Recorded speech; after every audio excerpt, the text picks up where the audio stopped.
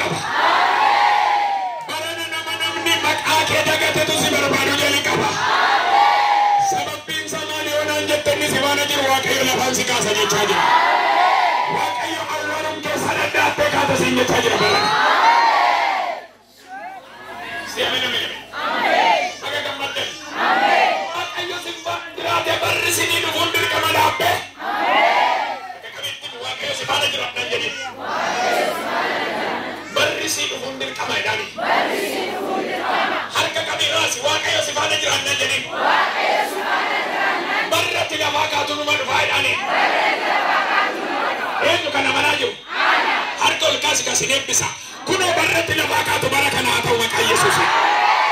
Barratti rakkina tuffattee kaatu bara nasiibaa ta'u humna dhiiga olichaati.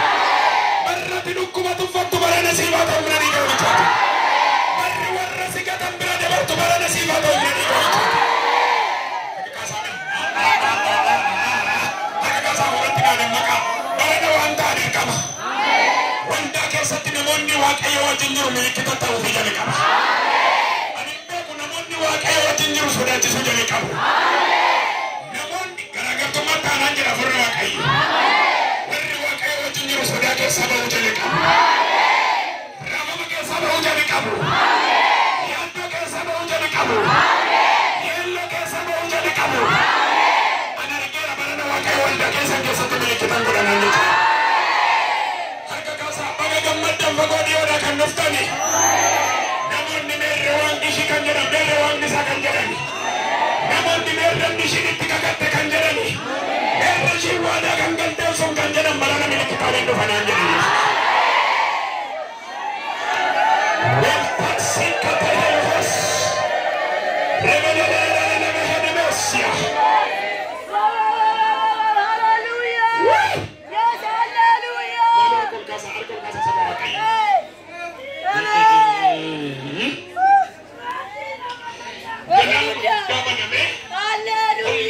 Saba kana giddu ya unanar.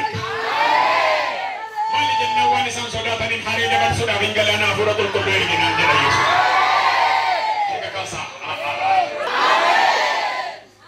Ufay nambukat inamoto jedhani nark. Biyyuma namoonni baay'een keessa baqatan kana isin immoo madda nagaa taatanii namoonni baay'een biyya kana barbaadu naan jedha Yesus. Sababa hundaan miti namoonni Waaqayyo amanatanii eegan waan jiraniif. Namoonni jisaanii Waaqayyo irra jiru waan jiraniif Waaqayyo aduu haaraan biyya kanaa baasanaan jedheera. Sinjabeessuun miti hin argitu. Waaqayyo biyya kanarra ciniinsuun dabarsa. Dubartiin ciniinsifatu tokko gaafa deesse hin boqatti. Akkuma kana Waaqayyo biyyi kun akka ishiin hin boqattu nan godha jedheera.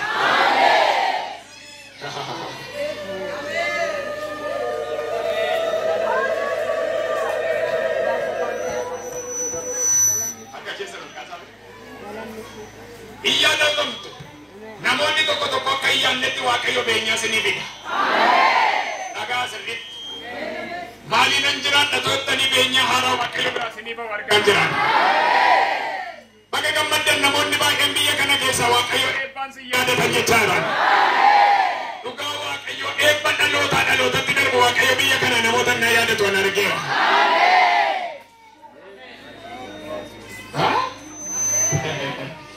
Amen. Waaqayyo nama faana jiraannan ibidda keessa darbanii ni milkaa'u. Maalan jedhe dubbadha. Maal keessa? Abidda naannoo qoraan bobeessinee miti. Rakkinuma si gubaa jiru keessa. Dhiphinuma si gubaa jiru keessa. Dhukkubuma si gubaa jiru keessa. Jecha namoota gamaa gamanaa si geessu gidduu. Darbite ila kunno dirree galata. Amma xumuraan jira nama amane. Ila kunno dirree galata. Mana nama tokko narraa jagaru yeroo hundumaa mana ishii ibidda jira, dhukkuba jira, gubachuu jira, lolaan jira, ciqii jira nama jedhan tokko kunoo amma bara nama koo galata jira nama jedhan. Adooniin dubbatti bar namoonni mana ishii maaliin galata maaliin gale? Mana ishii illee maaliin gale? Maali mana isaa galata maaliin gale? Ila hooduu dhiigaa waliin chirate. Arga jallise dubbachaa jiru argeen dubbachaa jira.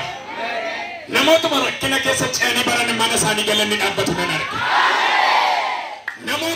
olla walitti qabanii galateeffachaa jiran argaan jiran.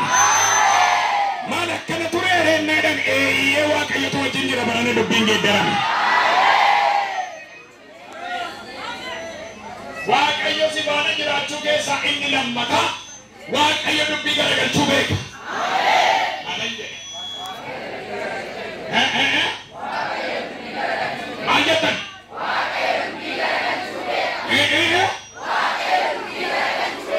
Maal gochuu beeka?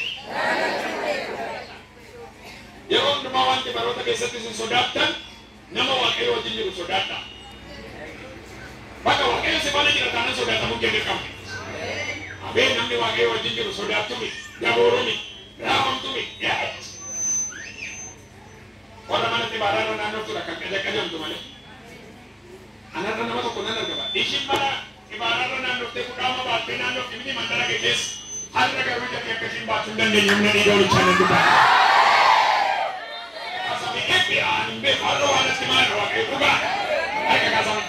Hammaan booda waaqayyo si faana jiraachuu kan inni beekamu maasii kee keessa otoo ishiin deemtu maasii kee keessatti harkaa ciraanuu jalqaba.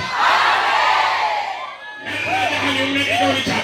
Maasii dhungee keessatti lafa dha'ee namoonni baatanii si faana yeroo bisaalaa geessu.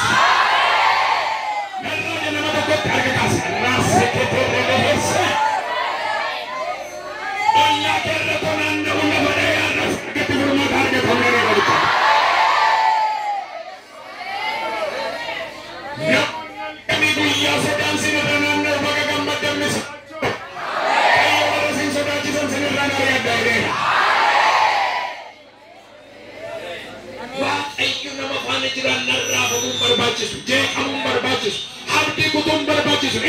Ana deemsa kottamuma yeroo dhumaa milkaa'insa na eeggata. Nama Waaqayyo wajjin jiru wanti dhaabuu danda'u jiru.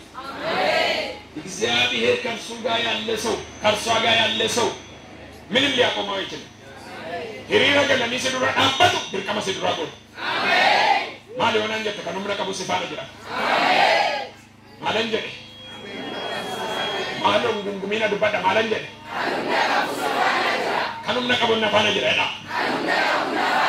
እንስ ጀዳ ዋቀዮ ዳ ኢሰለፋፍ ሰሚ ሁሚ Isa hanggo qabu. Amen. Amen. Nama tokko ergaan qaba.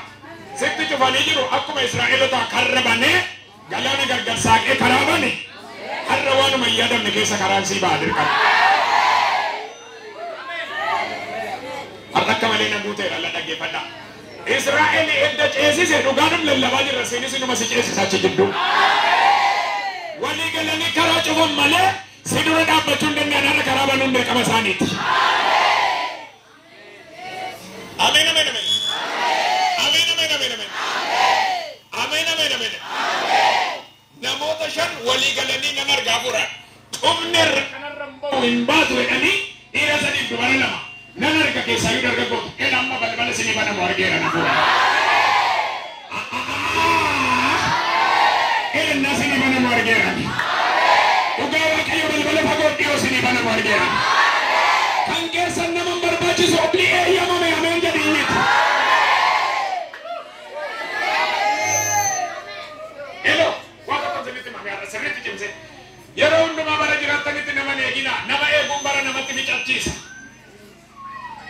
Namichi wangeela Yohaannis boqonnaa 5 irra jiru sun kakuu haaraattan seena. Nama eeguutu baratti mite. Sawma tabbaq gisee indi alqibbata adarregu. Nama eeguun iraaji. Waggaa soddomii saddeetitti fite namichatti. Maal eeguun? Nama eeguun. Dubbadhaame? Dubbadha hawaasaati. Sin saba kabajamaa saba guddaadha dubbadha maal eeguun? Namni baay'een rakkinni eebba isaanii dhabaniif qoy wasiila koo karaa naa banaayu, qoy eessuma koo karaa naa banaayu, qoy mi naman fagoo qabutu karaa naa banaayu. No! Bara sitti bixaa'eera. Inni immoo daqiiqaadhaan lafaa si kaasuu barbaadu har'a akkas naan jedha. Karaadhumatti qatte seensi bira gaa'e. Bara keessatti waa sodaadhu. Waaqayyo karaa si jalqabsiifna nati nama milkaa'eedha. Maaloo harka kaasaa si ni eebbisa. Otuman raajonni otuman barsiisuun raaja akkanuma kennuun gooti harka kaasnee gara gooti. Namoonni har'a tokko jettanii karaa jalqabneen omtuu sin dhaabuu hin danda'u.